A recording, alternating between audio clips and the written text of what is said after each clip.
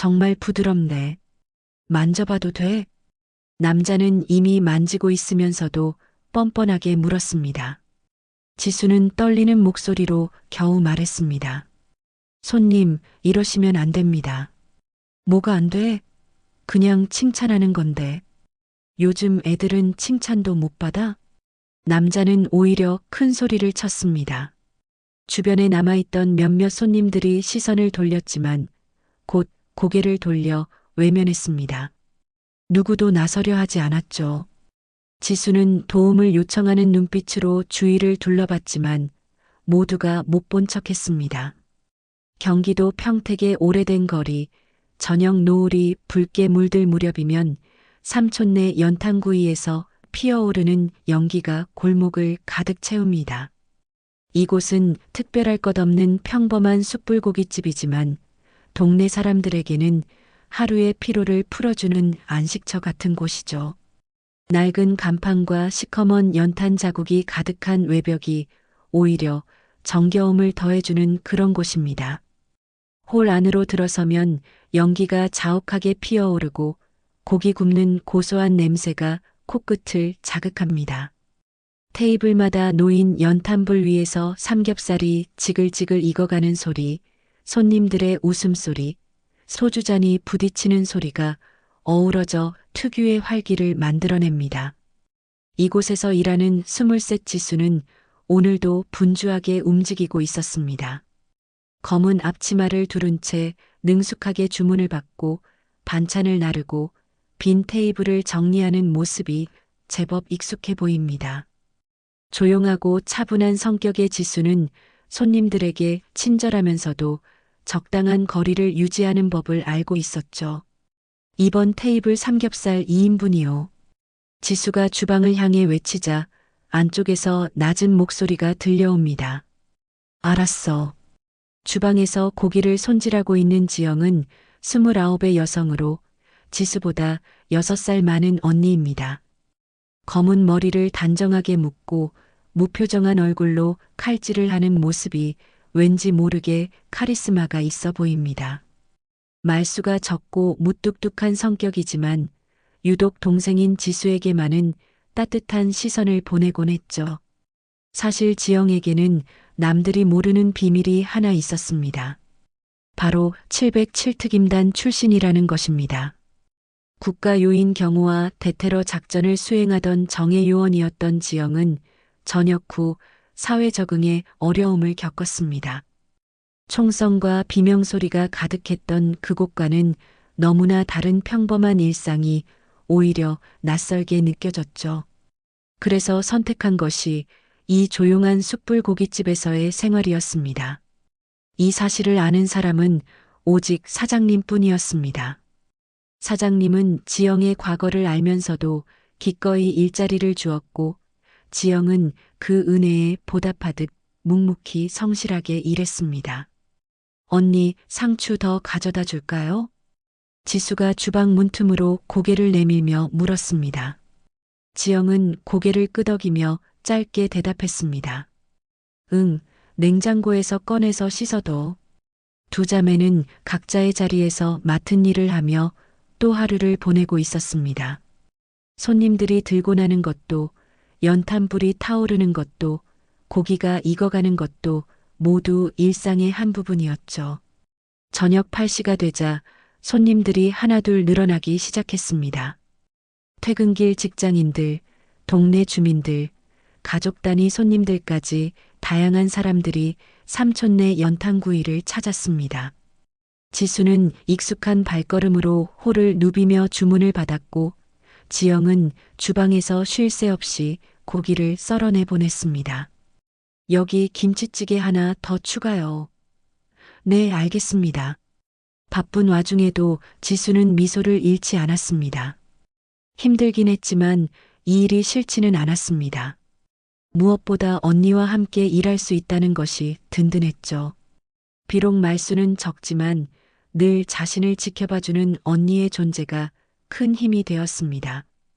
밤 9시가 넘어가자 홀은 더욱 붐비기 시작했습니다. 연기는 더욱 자욱해지고 소음은 더욱 커졌지만 그것이 오히려 이곳의 활력을 보여주는 것 같았습니다. 지영은 잠시 주방 문 밖으로 고개를 내밀어 홀을 둘러보았습니다. 지수가 땀을 흘리며 분주히 움직이는 모습이 보였죠. 오늘도 고생이 많네. 지영은 속으로 생각하며 다시 고기 손질에 집중했습니다. 칼을 잡은 손놀림은 여전히 정확하고 빨랐습니다. 특수부대에서 익힌 정밀함이 이런 곳에서도 발휘되는 것이 아이러니했지만 이제는 이것이 자신의 일상이 되었습니다. 그렇게 평범한 저녁이 흘러가고 있었습니다. 내일도 모레도 계속될 것 같은 반복적인 일상이었죠.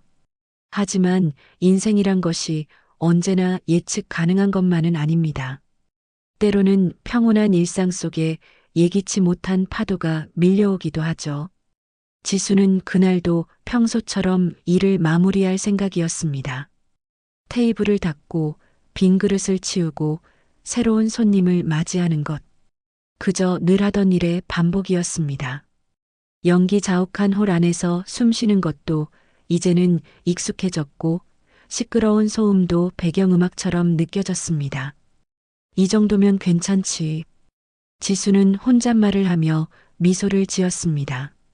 비록 화려하지는 않지만 나름대로 안정적인 생활이었고 무엇보다 가족과 함께할 수 있어서 좋았습니다. 언니가 왜 이곳에서 일하게 되었는지 자세히는 몰랐지만 그것이 중요한 것은 아니었죠. 중요한 것은 지금 이 순간 서로가 서로의 곁에 있다는 것이었습니다. 밤은 점점 깊어가고 삼촌네 연탄구이의 연기는 여전히 골목을 가득 채우고 있었습니다. 평범한 하루가 저물어가는 것처럼 보였지만 운명의 시계는 이미 다음 장면을 향해 움직이기 시작했습니다. 밤 10시가 가까워지자 손님들이 하나둘 자리를 뜨기 시작했습니다. 시끌벅적했던 홀도 조금씩 조용해지고 연기도 어느 정도 가라앉았죠. 지수는 빈 테이블을 정리하며 마감 준비를 시작했습니다. 어깨와 팔이 뻐근했지만 곧 집에 갈 수 있다는 생각에 힘이 났습니다. 바로 그때였습니다. 입구에 방울이 딸랑거리며 새로운 손님이 들어왔습니다. 깔끔한 정장에 번들거리는 구두, 그리고 과도하게 정리된 머리. 40대 중후반으로 보이는 남자였습니다. 들어서자마자 벽에 걸린 거울을 보며 넥타이를 매만지고 머리를 쓸어 올리는 모습이 눈에 띄었죠. 어서 오세요. 몇 분이신가요? 지수가 업무용 미소를 지으며 다가갔습니다. 남자는 지수를 위아래로 훑어보더니 입꼬리를 올렸습니다. 혼자야. 구석진 자리로 안내해줘, 아가씨. 목소리에서 묘한 끈적임이 느껴졌지만 지수는 애써 신경 쓰지 않으려 했습니다. 손님을 홀 구석 자리로 안내한 뒤 메뉴판을 내밀었죠. 주문하실 때 불러주세요. 돌아서려는 순간 남자가 불쑥 말을 걸었습니다. 잠깐만 아가씨. 여기 자주 오는데 처음 보는 얼굴이네. 새로 들어왔어? 아니요. 일한 지 꽤 됐습니다. 지수는 짧게 대답하고 자리를 피하려 했지만 남자는 계속 말을 이어갔습니다.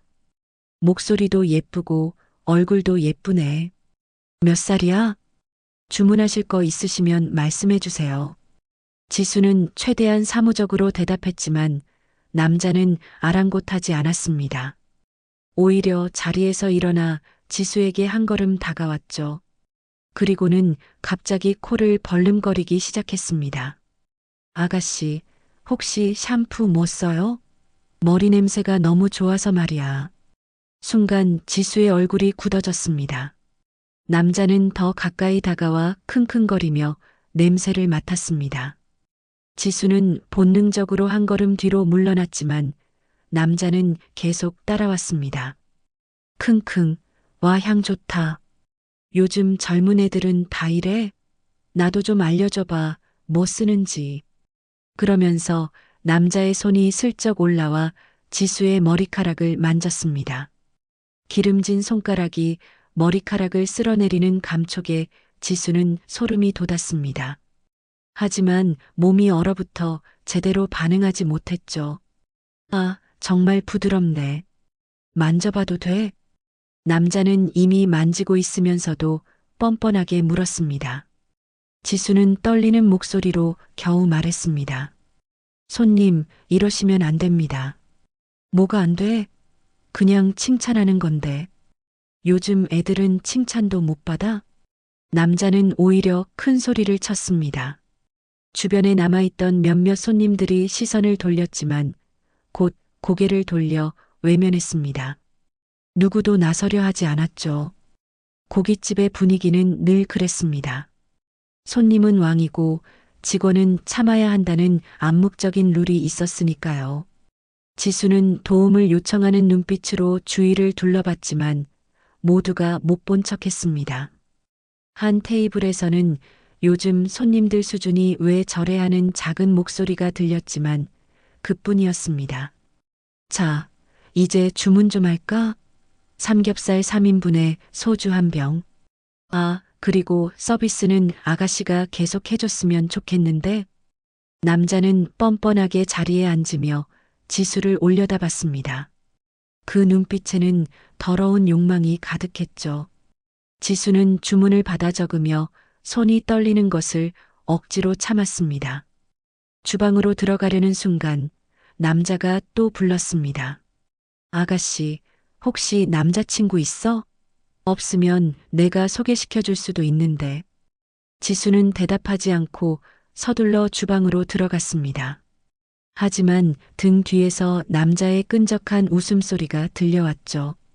주방에서 고기를 썰던 지영이 들어온 지수의 표정을 보고 눈살을 찌푸렸습니다. 무슨 일이야? 아니에요, 언니. 그냥 손님이 좀 별나서요. 지수는 억지로 웃으며 주문서를 내밀었습니다. 하지만 떨리는 손과 창백한 얼굴은 숨길 수 없었죠.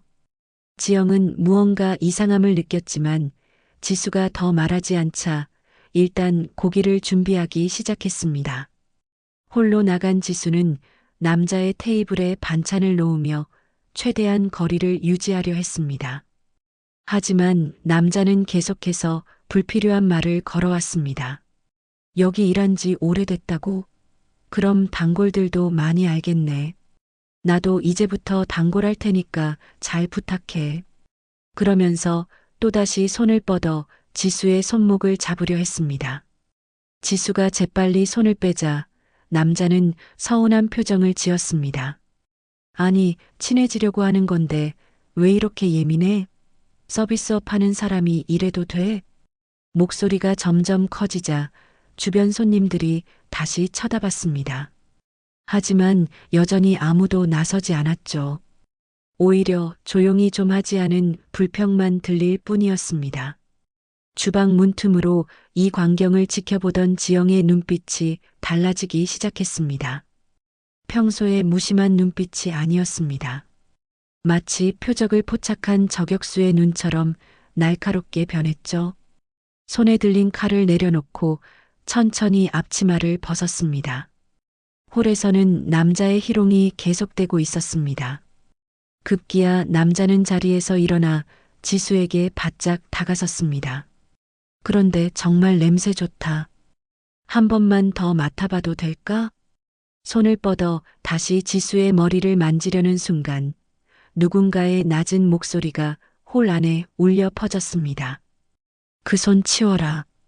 모든 시선이 소리가 난 곳으로 향했습니다. 주방 문 앞에 지영이 서 있었습니다. 평소와는 완전히 다른 모습이었죠. 곧게 펴진 어깨, 단단하게 담은 입술, 그리고 무엇보다 그 눈빛. 마치 전장에서 적을 마주한 군인의 눈빛이었습니다. 남자는 잠시 당황했지만 곧 코웃음을 쳤습니다. 뭐야, 이 아줌마는? 주방에서 일이나 하지 왜 참견이야? 하지만 지영은 이미 성큼성큼 다가오고 있었습니다. 그 걸음걸이에는 묘한 위압감이 있었죠. 홀 안의 공기가 순식간에 차가워지는 것 같았습니다. 지영이 천천히 다가오는 동안 홀 안의 분위기는 팽팽하게 긴장되었습니다. 남아있던 손님들도 수저를 내려놓고 상황을 지켜보기 시작했죠. 평범한 고깃집에서 볼 수 없는 살벌한 기운이 감돌았습니다. 지영은 남자와 지수 사이에 정확히 멈춰섰습니다. 키는 남자보다 작았지만 오히려 남자를 내려다보는 듯한 위압감이 있었습니다. 특수부대에서 갈고 닦은 그 기세는 쉽게 사라지는 것이 아니었죠. 다시 한번 말한다. 그 손 치워라. 목소리는 낮고 차분했지만 그 안에는 날선 칼날 같은 위험함이 서려 있었습니다. 남자는 잠시 주춤했다가 허세를 부리며 큰 소리쳤습니다. 아니, 이게 무슨 일이야? 손님한테 이런 식으로 대하는 게 말이 돼? 사장 불러. 당장 사장 불러. 지영은 미동도 하지 않았습니다. 대신 남자의 눈을 똑바로 응시했죠. 그 눈빛은 마치 표적을 조준한 저격수의 그것과 같았습니다. 차갑고 정확하고 한치의 흔들림도 없었습니다. 지수야, 안으로 들어가 있어. 지영의 말에 지수는 고개를 끄덕이며 서둘러 주방으로 들어갔습니다. 언니의 목소리에서 평소와는 다른 무언가를 느꼈기 때문이었죠. 이런 언니의 모습은 처음이었습니다. 남자는 지수가 사라지자 더욱 목소리를 높였습니다. 이게 뭐 하는 짓이야? 내가 뭘 잘못했다고? 그냥 친근하게 대화하려고 한 것뿐이잖아. 친근하게? 남의 몸을 함부로 만지는 게 친근한 행동인가? 지영의 반문에 남자는 잠시 말문이 막혔습니다. 하지만 곧 뻔뻔하게 대답했죠. 그냥 머리 냄새 좋다고 칭찬한 것뿐이야. 요즘 세상에 이런 것도 문제가 되나? 바로 그 순간이었습니다. 지영이 번개처럼 빠르게 움직였습니다. 테이블 위에 놓인 집게를 집어들어 쾅 하고 테이블에 내리쳤죠. 금속 집게가 나무 테이블과 부딪히는 소리가 홀 안에 크게 울렸습니다. 이 집 서비스 왜 이래? 미쳤어? 사장 불러. 사장? 남자가 악을 쓰자 지영은 차분하게 대답했습니다. 사장은 지금 자리에 없어. 하지만 나한텐 필요한 자격이 있지. 자격? 무슨 자격? 넌 그냥 주방 아줌마잖아. 지영의 입꼬리가 살짝 올라갔습니다. 차가운 미소였죠. 제대는 했어도 이 팔엔 아직 훈련이 남아있거든. 남자는 비웃음을 터뜨렸습니다. 훈련? 무슨 군대 갔다 왔다고 허세 부리는 거야? 요즘 여자들 군대 간다고 다 대단한 줄 아나? 지영은 대답하지 않았습니다. 대신 한 걸음 더 다가섰죠. 그 움직임은 너무나 자연스럽고 유연해서 마치 포식자가 먹이에게 다가가는 것 같았습니다. 마지막 경고다. 지금 당장 계산하고 나가라. 그리고 다시는 이곳에 오지 마라. 뭐? 내가 뭔데 나한테 명령이야. 남자는 분노로 얼굴이 붉어졌습니다. 주먹을 불끈 쥐고 지영에게 다가섰죠. 하지만 바로 그 순간 믿을 수 없는 일이 벌어졌습니다. 지영이 순식간에 남자의 팔을 잡아 비틀었습니다. 특수부대에서 수없이 연습했던 관절기였죠. 남자는 비명을 지르며 무릎을 꿇었습니다. 아, 팔, 내 팔. 지영은 남자의 팔을 잡은 채로 낮게 속삭였습니다. 707특임단. 들어본 적 있나? 남자의 눈이 크게 떠졌습니다. 707특임단이라는 이름은 대한민국 최정예 대테러 부대로 누구나 한 번쯤은 들어본 이름이었죠.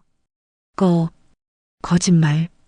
국가요인 경호 및 대테러 작전 전문. 당신 같은 비열한 인간 상대하는 건 기본 코스였어. 지영의 말에 홀 안이 술렁이기 시작했습니다. 한 손님이 낮은 목소리로 중얼거렸습니다. 잠깐, 저 여자. 혹시 몇 년 전 뉴스에 나왔던 그 사람 아냐? 무슨 뉴스? 707특임단 출신 여성 대원이 인질 구출 작전에서 큰 공을 세웠다고. 얼굴은 공개 안 됐지만 수군거리는 소리가 점점 커졌습니다. 남자의 얼굴은 이제 두려움으로 일그러졌죠. 허세와 거만함은 온데간데 없이 사라졌습니다.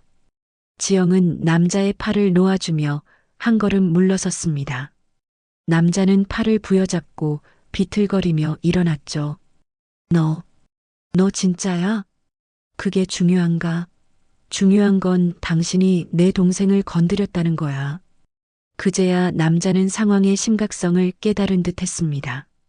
더는 큰 소리를 치지 못하고 뒷걸음질을 쳤죠. 하지만 여전히 체면을 차리려는 듯 중얼거렸습니다. 그래도 손님한테 이런 식으로. 손님? 당신 같은 사람을 손님이라고 부르고 싶지 않군. 지영의 단호한 말에 남자는 할 말을 잃었습니다. 주변 손님들의 시선도 이제는 남자를 향한 비난으로 바뀌어 있었죠. 아까까지 방관하던 사람들도 이제는 남자를 보며 고개를 저었습니다. 저런 사람이 손님이라니. 요즘 진상들이 너무 많아. 직원들도 사람인데 말이야. 여론이 완전히 돌아서자 남자는 더욱 초조해졌습니다. 지영은 차분한 목소리로 말을 이었습니다.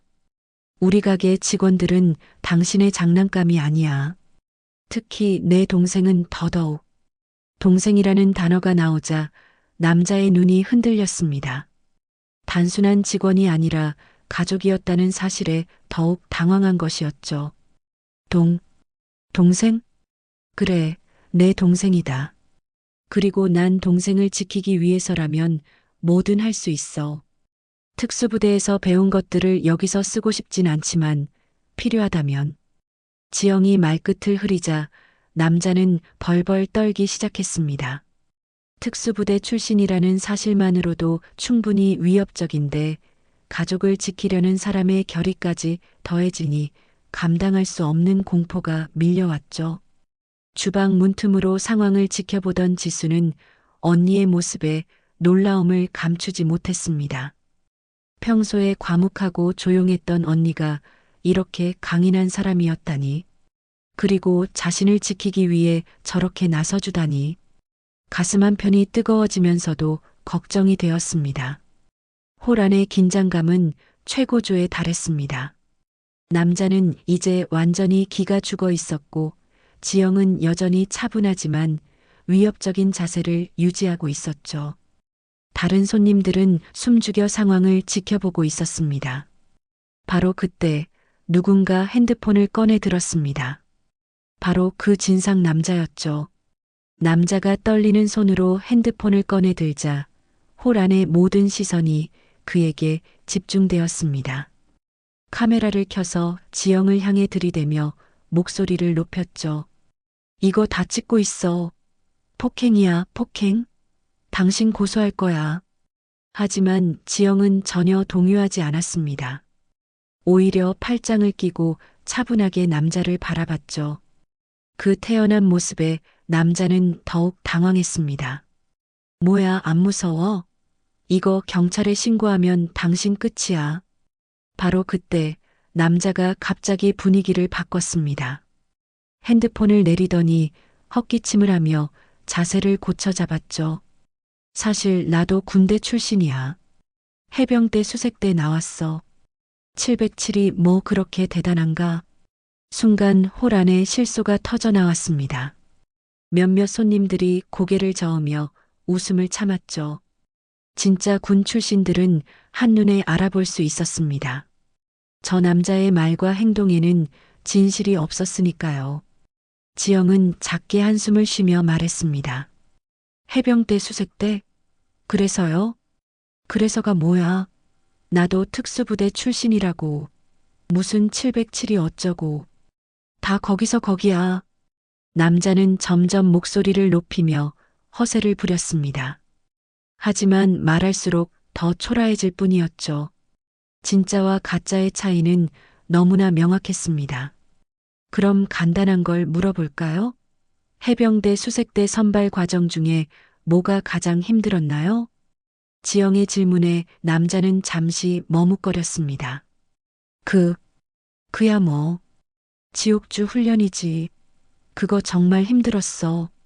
지옥주는 기초 군사훈련 과정이고 수색대 선발이랑은 관계없는데요. 남자의 얼굴이 붉어졌습니다. 거짓말이 들통났다는 걸 스스로도 알았죠. 하지만 물러서지 않고 계속 우겼습니다. 아니야. 내가 갔을 때는 그랬다고. 당신이 뭘 안다고. 그때 한 손님이 조용히 말했습니다. 구석 테이블에 앉아있던 50대 남성이었죠. 저기요, 제가 진짜 해병 수색대 출신인데 당신 말은 하나도 맞는 게 없네요. 남자는 당황해서 그 손님을 쳐다봤습니다. 하지만 이미 상황은 돌이킬 수 없었죠. 거짓말은 눈덩이처럼 커져서 그를 옥죄고 있었습니다. 아니, 그게 오래돼서 기억이.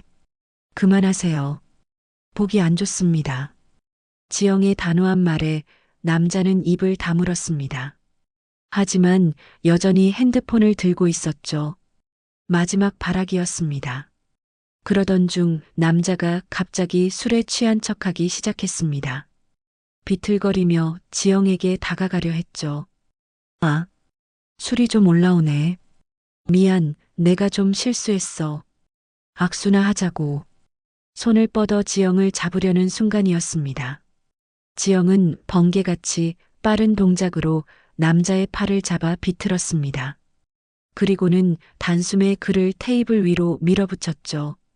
남자의 얼굴이 테이블에 닿을 듯 말 듯한 거리에서 멈췄습니다. 으악, 아파, 나. 707특임단. 국가요인 경호 및 대테러 작전 전문. 당신 같은 비열한 인간 상대하는 건 기본 코스였어. 지영이 차분하게 말하자 주변에서 또다시 술렁거렸습니다. 이번에는 다른 손님이 스마트폰으로 뭔가를 검색하기 시작했죠. 맞아. 2021년 인천공항 테러 미수 사건 때 707특임단 여성 대원이, 그리고 2019년 대사관 인질 구출 작전에서도 사람들의 기억이 하나둘 되살아나기 시작했습니다.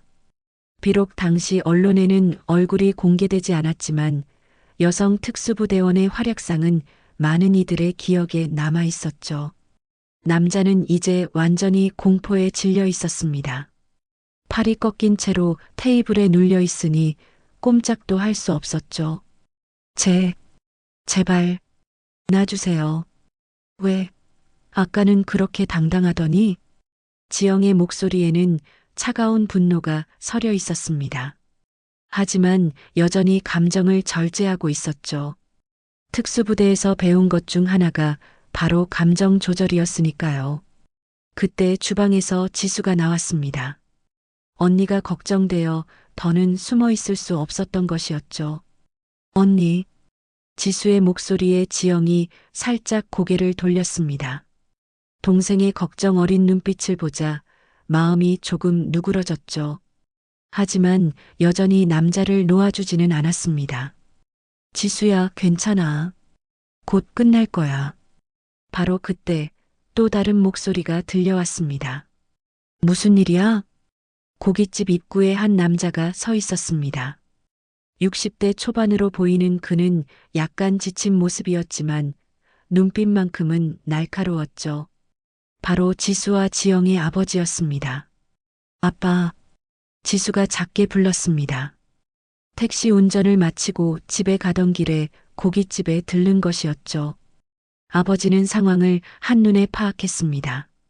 바닥에 눌려있는 남자, 그를 제압하고 있는 큰딸, 그리고 불안해하는 작은 딸. 지영아, 무슨 일이냐? 이 사람이 지수를 희롱했어요. 짧은 설명에 아버지의 눈빛이 변했습니다. 은퇴한 경찰이었지만 그 본능은 여전히 살아있었죠. 천천히 다가와 남자를 내려다봤습니다. 희롱? 구체적으로 뭘 했나? 떨고 있는 남자 대신 주변 손님 중 하나가 대답했습니다. 머리 냄새 맡고 머리카락 만지고 정말 역겨웠어요. 아버지의 얼굴이 굳어졌습니다. 그리고는 남자의 핸드폰을 보고 말했죠. 촬영하고 있었나? 좋아. 그럼 증거가 되겠네. 그러면서 자신의 주머니에서 뭔가를 꺼냈습니다. 오래된 경찰 신분증이었죠. 비록 은퇴했지만 그 위험은 여전했습니다. 전직 경찰이다. 그리고 저 두 사람의 아버지고. 자, 이제 어떻게 할 건가? 남자는 이제 완전히 끝났다는 걸 알았습니다. 특수부대 출신 딸과 전직 경찰 아버지. 최악의 조합이었죠. 거기다 자신이 먼저 잘못을 저질렀으니 변명의 여지도 없었습니다. 죄송합니다. 뭐가 죄송한가? 내 딸을 희롱한 게? 아니면 걸린 게? 아버지의 차가운 질문에 남자는 대답하지 못했습니다. 고개를 숙인 채 벌벌 떨기만 했죠. 그때 아버지가 남자의 핸드폰을 낚아챘습니다. 그리고는 차분하게 말했죠. 고소는 네가 당할 거다. 이 자식아. 아버지가 남자의 핸드폰을 확인하는 동안 지영은 여전히 남자를 제압한 채로 있었습니다. 홀 안의 긴장감은 여전했지만 이제는 다른 의미의 무거움이 감돌았죠. 진실이 드러나는 순간에 그 무게였습니다. 녹화가 되어 있네. 오히려 잘 됐어. 내가 직접 증거를 만들어줬으니. 아버지의 말에 남자는 더욱 움츠러들었습니다. 이제야 자신이 얼마나 어리석은 짓을 했는지 깨달은 것이었죠. 그때 지영이 천천히 입을 열었습니다. 목소리는 낮고 떨렸지만 그 안에는 오래 묻어두었던 감정이 담겨 있었습니다. 내가 왜 이렇게 분노하는지 알아? 남자는 고개를 들어 지영을 바라봤습니다. 그 눈빛에는 단순한 분노를 넘어선 무언가가 있었죠. 아픔과 후회, 그리고 결의가 뒤섞인 복잡한 감정이었습니다. 내 동생도 너 같은 놈 때문에 병원에 누워있던 적이 있었어. 순간 홀 안이 조용해졌습니다. 지수도 놀란 표정으로 언니를 바라봤죠. 이런 이야기는 처음 듣는 것이었습니다. 그땐 내가 곁에 없었어. 임무 때문에 해외에 있었거든. 동생이 퇴근길에 당했다는 연락을 받고도 바로 올 수 없었어. 지영의 목소리가 점점 떨려왔습니다. 하지만 계속해서 말을 이어갔죠. 겨우 임무 끝내고 돌아와서 병원에 갔을 때 동생은 한 달째 입원해 있었어. 정신적 충격으로 말도 제대로 못하고 있었지. 범인은 잡히지도 않았고 아버지의 얼굴도 어두워졌습니다. 그 일을 기억하고 있었던 것이었죠. 경찰이었던 자신도 딸을 지켜주지 못했던 그때의 무력감을 아직도 잊지 못하고 있었습니다. 그래서 이번엔 절대 안 참아. 내 앞에서 내 동생한테 그런 짓을 하는 건 절대 용서 못해. 지영의 고백에 지수의 눈에 눈물이 맺혔습니다. 언니가 왜 그렇게 과보호하는지, 왜 늘 자신을 걱정하는지 이제야 이해가 되었죠. 그것은 단순한 가족애를 넘어선 과거의 아픔에서 비롯된 절박함이었습니다. 진상 남자도 이제는 표정이 완전히 굳어 있었습니다. 자신의 행동이 누군가에게 얼마나 큰 상처를 줄 수 있는지 그 무게를 실감하기 시작한 것이었죠. 나는 그저 뭐, 장난이었다고?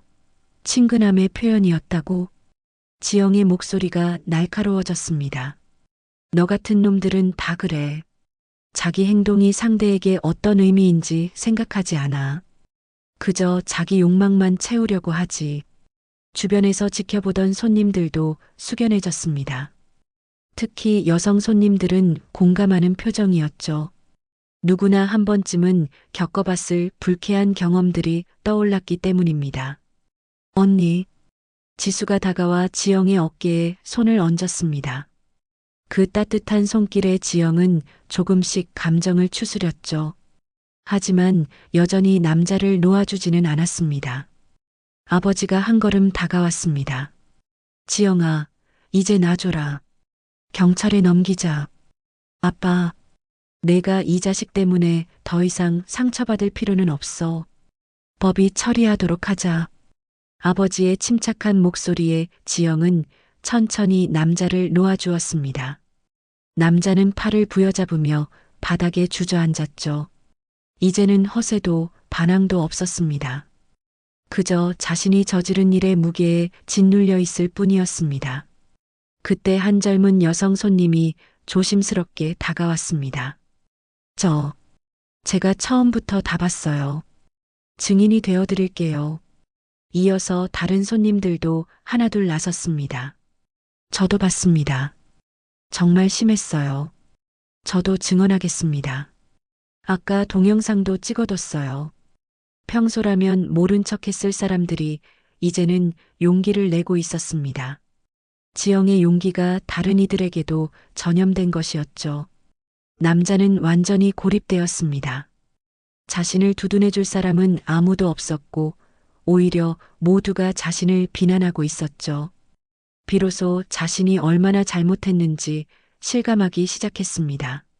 정말 죄송합니다. 제가 잘못했습니다. 남자가 바닥에 머리를 조아리며 사과했습니다. 하지만 지영은 차갑게 말했죠. 사과는 나한테 하지 마. 지수한테 해. 남자는 고개를 들어 지수를 바라봤습니다. 그리고는 다시 고개를 숙였죠. 정말 죄송합니다. 제가 미쳤었나 봅니다.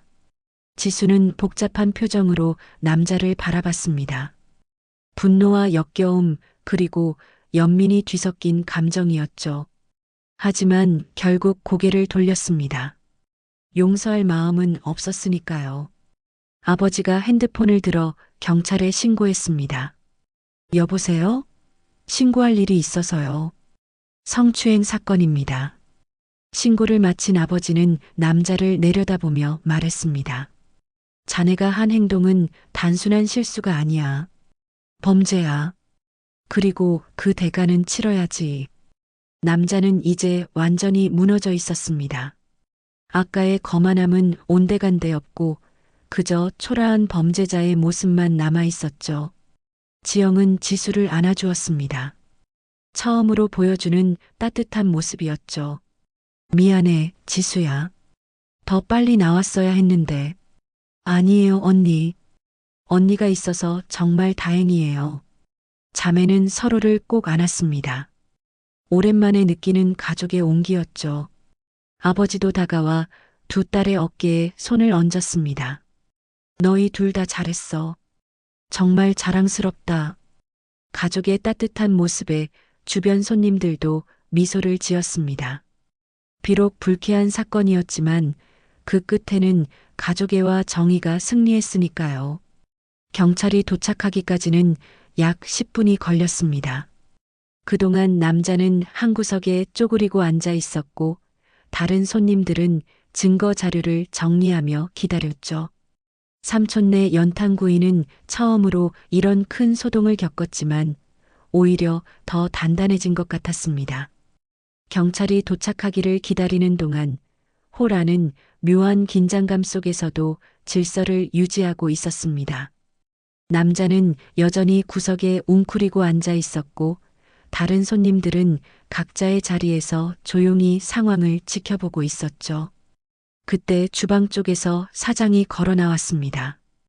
50대 중반의 사장은 평소에는 주방 안쪽 사무실에서 일을 보는 경우가 많았는데 소동을 듣고 나온 것이었죠.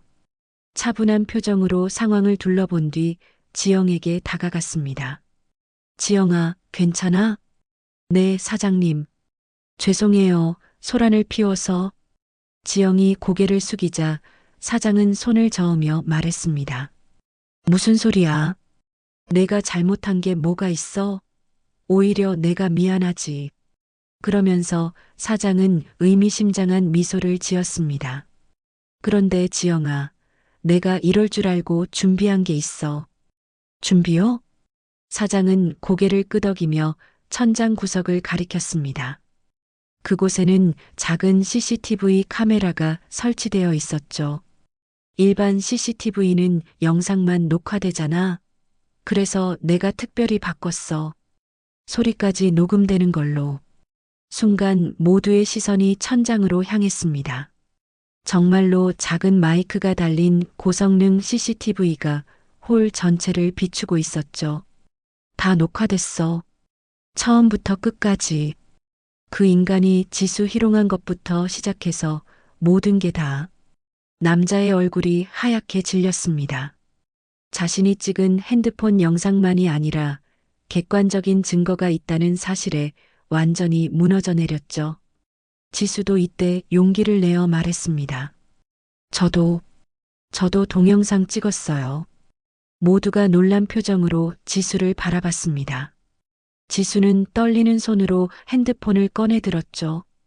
처음에 그 사람이 제 머리를 만지려고 할 때부터요. 앞치마 주머니에 넣고 녹화했어요. 지수야, 어떻게 그 생각을? 아버지가 놀라서 물었습니다. 지수는 쑥스러운 듯 대답했죠. 예전에 뉴스에서 봤어요. 이런 일 당할 때는 증거를 남겨야 한다고. 그래서 요즘은 항상 녹음 앱을 켜놓고 다녀요. 지영은 동생을 자랑스러운 눈빛으로 바라봤습니다. 겉으로는 여리고 순해 보여도 스스로를 지킬 줄 아는 영리한 동생이었죠. 이어서 다른 손님들도 하나둘 핸드폰을 꺼내 들었습니다. 저도 찍었어요. 이 아저씨가 직원분 괴롭히는 거 보고 혹시 몰라서. 저도요. 요즘 이런 일이 많아서 증거를 남겨두는 게 좋다고 하더라고요. 순식간에 여러 개의 증거 영상이 모였습니다. 각도도 다양했고 시간대도 연속적이었죠. 그야말로 완벽한 증거 자료였습니다. 남자는 이제 정말로 끝났다는 걸 알았습니다. 변명의 여지가 전혀 없었죠. 무릎을 꿇고 빌기 시작했습니다. 제발 용서해 주세요. 합의해 드릴게요. 제발. 하지만 아무도 그의 말에 귀를 기울이지 않았습니다. 이미 선을 넘은 지 오래였으니까요. 사장이 사무실로 가서 노트북을 가져왔습니다. 그리고는 CCTV 영상을 확인하며 말했죠. 여기 봐. 10분 30초부터 시작이네. 처음 들어와서부터 계속 지수를 쳐다보고 있어. 화면에는 남자의 모든 행동이 고스란히 담겨 있었습니다. 들어오자마자 지수를 훑어보던 것부터 머리를 만지고 냄새를 맡던 것까지 음성도 선명하게 녹음되어 있었죠. 샴푸 냄새 좋네. 못 써요? 스피커에서 흘러나오는 남자의 목소리에 모두가 인상을 찌푸렸습니다. 영상으로 다시 보니 더욱 역겨웠죠. 그때 한 손님이 말했습니다. 저 사람 얼굴 어디서 본 것 같은데. 맞아요. 저도 그런 것 같아요. 몇몇 손님들이 수군거리기 시작했습니다. 그중 한 명이 핸드폰으로 뭔가를 검색하더니 놀란 표정을 지었죠. 이 사람 맞네. 여기 동네 부동산 사장이에요. 김명수 부동산. 아, 맞다. 버스 광고에서 봤어. 순식간에 남자의 신원이 밝혀졌습니다. 지역에서 꽤 큰 부동산을 운영하는 사장이었던 것이죠. 평소에는 점잖은 사업가 행세를 했지만 술만 마시면 본성이 드러나는 그런 인간이었습니다. 그 부동산 사장이 이런 사람이었어? 헐, 완전 이미지 다르네. 역시 사람은 겉만 봐서는 모르는 거야. 사람들의 수군거림이 커지자 남자는 더욱 초조해졌습니다. 자신의 얼굴과 이름이 알려졌다는 것은 곧 사회적 매장을 의미했으니까요. 제발, 이것만은 소문나면 안 돼요. 사업이. 남자가 애원했지만 이미 늦었습니다. 몇몇 손님들은 벌써 SNS에 글을 올리기 시작했죠. 오늘 평택 삼촌네 연탄구이에서 본 충격적인 장면, 부동산 사장의 진짜 얼굴, 성추행범 현장에서 제압당하다. 실시간으로 소문이 퍼지기 시작했습니다. 남자는 절망적인 표정으로 주저앉았죠. 바로 그때 경찰이 도착했습니다. 2명의 경찰관이 들어오자 홀 안이 잠시 조용해졌죠. 신고받고 왔습니다. 성추행 사건이라고요? 아버지가 나서서 상황을 설명했습니다. 전직 경찰답게 간결하고 정확하게 사실관계를 전달했죠. 제 딸이 일하는데 이 사람이 신체 접촉을 하고 성희롱을 했습니다. 증거는 충분합니다. 경찰관들이 고개를 끄덕이며 남자에게 다가갔습니다. 신분증 보여주시죠. 남자는 떨리는 손으로 지갑을 꺼냈습니다. 신분증을 확인한 경찰관이 무전을 쳤죠. 김명수 씨 맞으시죠? 성추행 혐의로 조사받으셔야겠습니다. 아니, 이건 오해예요. 그냥 친근하게. 일단 서해 가서 얘기하시죠. 증거 자료들도 다 제출해 주세요. 경찰관이 주변 사람들에게 말했습니다. 사장을 비롯해 여러 명이 핸드폰과 USB를 준비했죠. 지영이 나서서 말했습니다. 저는 피해자의 가족입니다. 저도 같이 가겠습니다. 저도 가겠습니다. 아버지도 따라 나서려 했지만 지영이 말렸습니다. 아빠는 지수 옆에 있어 주세요. 저 혼자 가도 돼요. 그 말에는 단호함이 있었습니다. 707특임단 출신답게 이런 상황은 혼자서도 충분히 처리할 수 있다는 자신감이었죠. 경찰이 남자를 연행하려 하자 남자가 마지막으로 발악했습니다. 이거 무고죄야. 내가 변호사 선임해서 다 고소할 거야. 하지만 그 말은 오히려 역효과를 냈습니다. 한 경찰관이 피식 웃으며 말했죠. 증거가 이렇게 많은데 무고죄요? 아저씨, 영화 너무 많이 보신 거 아니에요? 결국 남자는 경찰에 연행되었습니다. 고개를 푹 숙인 채 끌려가는 모습이 초라하기 그지없었죠. 연행되는 남자를 보며 한 손님이 중얼거렸습니다. 저게 다 자업자득이지. 왜 남의 딸한테 그런 짓을 해? 그러게요. 요즘 세상이 어떤 세상인데. 사건은 일단락되었지만 그 여파는 계속될 것 같았습니다. 벌써 인터넷에는 관련 글들이 올라오기 시작했고 내일이면 더 큰 이슈가 될 것이 분명했죠. 다음 날 아침 평택 일대는 술렁거리기 시작했습니다. 어젯밤 삼촌네 연탄구이에서 있었던 일이 순식간에 퍼져나간 것이었죠. 특히 인터넷 커뮤니티와 지역 맘카페를 중심으로 이야기는 빠르게 확산되었습니다. 김명수 부동산 사장 성추행 현장 제압당해 707특임단 출신 여성이 동생 지켜 고깃집 진상의 최후.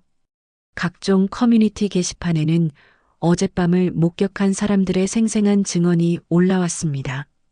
특히 CCTV 영상 일부가 유출되면서 논란은 더욱 커졌죠. 비록 얼굴은 모자이크 처리되었지만 정황은 충분히 알 수 있었습니다. 김명수 부동산 앞에는 아침부터 항의하는 사람들이 모여들었습니다.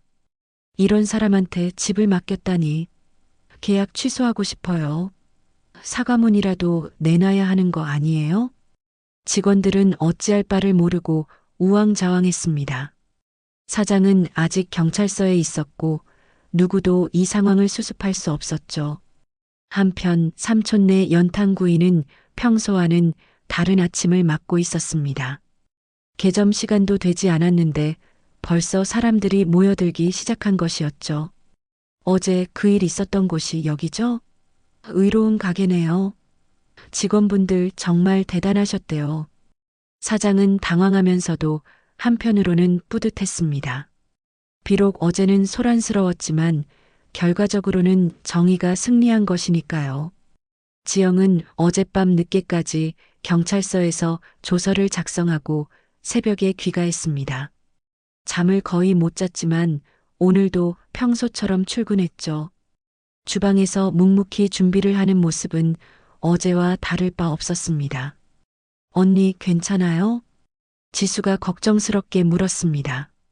지영은 작게 미소 지으며 고개를 끄덕였죠. 응, 괜찮아. 너는 어때? 저도 괜찮아요. 오히려 언니가 있어서 정말 다행이었어요. 두 자매는 서로를 바라보며 미소를 지었습니다. 어제의 일로 둘의 관계는 더욱 돈독해진 것 같았죠. 점심시간이 되자 가게는 손님들로 가득 찼습니다. 평소보다 훨씬 많은 사람들이 찾아온 것이었죠. 그 중에는 응원하러 온 사람들도 많았습니다. 어제 뉴스 봤어요. 정말 멋있으셨어요. 이런 가게가 있어서 다행이에요. 앞으로 자주 올게요. 갑작스러운 관심에 지영과 지수는 쑥스러워했지만 사람들의 따뜻한 마음은 진심으로 감사했습니다. 그런데 오후가 되자 예상치 못한 일이 벌어졌습니다. 한 여성이 조심스럽게 가게로 들어왔는데 그녀는 다름 아닌 김명수의 아내였습니다. 저, 실례합니다.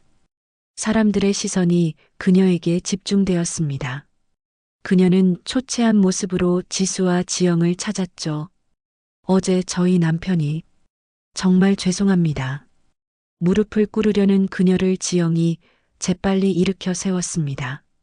그러실 필요 없어요. 당신 잘못이 아니잖아요. 하지만 제가 더 잘 내조했다면 여자의 눈에는 눈물이 가득했습니다. 남편의 행동에 충격을 받은 것은 물론 하루아침에 무너진 가정에 절망하고 있었죠. 지수가 물 한 잔을 가져다 주며 말했습니다. 앉으세요. 힘드셨을 텐데. 여자는 감사한 표정으로 자리에 앉았습니다. 그리고는 떨리는 목소리로 말을 이었죠. 사실 남편이 술만 먹으면 그런다는 걸 알고 있었어요. 집에서도 종종. 하지만 바깥에서까지 그럴 줄은. 그녀의 고백에 주변 사람들은 숙연해졌습니다. 가해자의 가족 역시 어떤 의미에서는 피해자였으니까요. 아이들이 학교에서 아빠 때문에 놀림을 받을까봐 무서워해요. 어떻게 해야 할지 지영이 조용히 말했습니다. 일단 남편분과 진지하게 대화를 해보세요. 그리고 전문가의 도움을 받는 것도 고려해 보시고요. 하지만 이미 인터넷에 다 퍼져서 시간이 지나면 잊혀질 거예요. 중요한 건 남편분이 진심으로 반성하고 변화하는 거죠. 아내는 고개를 끄덕이며 눈물을 닦았습니다. 그리고는 다시 한번 사과했죠. 정말 죄송해요. 그리고 감사해요. 더 큰 일이 벌어지기 전에 막아주셔서. 그녀가 떠난 후 가게 안은 복잡한 분위기가 되었습니다. 분노와 연민이 뒤섞인 감정들이 교차했죠. 저녁이 되자 또 다른 방문객들이 찾아왔습니다. 이번에는 여성 단체 관계자들이었죠. 안녕하세요. 저희는 여성 안전지킴이 단체에서 나왔습니다. 어제 일을 듣고 찾아왔어요. 그들은 지영과 지수 그리고 사장에게 감사의 뜻을 전했습니다. 이런 일이 있을 때 용기 있게 대처해 주셔서 정말 감사합니다. 덕분에 많은 여성들이 용기를 얻었어요. 그리고는 작은 현수막을 전달했습니다. 안전한 일터, 존중받는 직원이라는 문구가 적혀 있었죠. 원하신다면 저희 인증 스티커를 붙여드릴 수 있어요. 직원 보호에 앞장서는 가게라는 의미로요. 사장은 흔쾌히 수락했습니다. 그리고는 가게 입구에 새로운 안내문을 붙였죠. 직원을 향한 폭언 신체 접촉 시 즉시 퇴장, CCTV 녹음 저장 중입니다. 이 안내문은 단순한 경고가 아니었습니다. 직원들을 보호하겠다는 의지의 표현이었고 손님들에게는 서로 존중하자는 메시지였죠. 한편 인터넷에서는 김명수 부동산 사장의 과거 행적들이 하나둘 드러나기 시작했습니다. 저도 당했어요. 3년 전 계약하러 갔을 때. 맞아요. 저도 비슷한 경험이. 그동안 말 못했는데 이제야 용기가 생겼어요. 피해자들의 증언이 쏟아지면서 사건은 더욱 커졌습니다. 결국 김명수는 성추행 혐의로 구속되었고 추가 조사가 진행되었죠. 언론에서도 이 사건을 주목했습니다. 특히 707특임단 출신 여성이 동생을 지킨 이야기는 많은 사람들에게 감동을 주었죠. 비록 지영은 인터뷰를 거절했지만 그녀의 용기는 이미 많은 이들에게 전해졌습니다. 평택 경찰서에서는 이 사건을 계기로 상업지역 성범죄 예방 캠페인을 시작했습니다. 아버지도 전직 경찰로서 자문 역할을 하게 되었죠.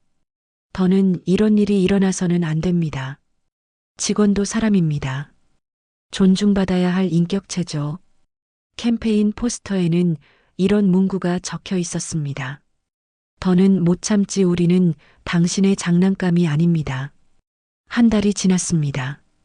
김명수 부동산 사장 사건은 여전히 법적 절차가 진행 중이었지만 삼촌 내 연탄구이는 다시 평온한 일상을 되찾았습니다. 아니, 오히려 예전보다 더 활기찬 모습이었죠. 오후 5시 저녁 장사 준비가 한창인 시간입니다. 지영은 여전히 주방에서 고기를 손질하고 있었고 지수는 테이블을 정리하며 반찬을 채우고 있었습니다. 겉으로 보기엔 한 달 전과 다를 바 없는 모습이었지만 자세히 보면 많은 것이 달라져 있었죠. 언니, 오늘은 샴푸 바꿨는데 어때? 지수가 장난스럽게 물었습니다. 지영은 칼질을 멈추고 고개를 내밀어 킁킁거렸죠. 냄새 별로야. 다시 바꿔? 에이, 언니도 참. 이거 비싼 건데.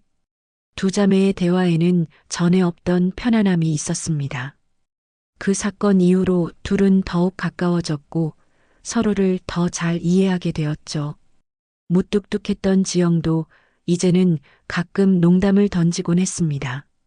사장이 사무실에서 나오며 말했습니다. 오늘 예약이 꽤 많네. 단체 손님도 2팀이나 있고.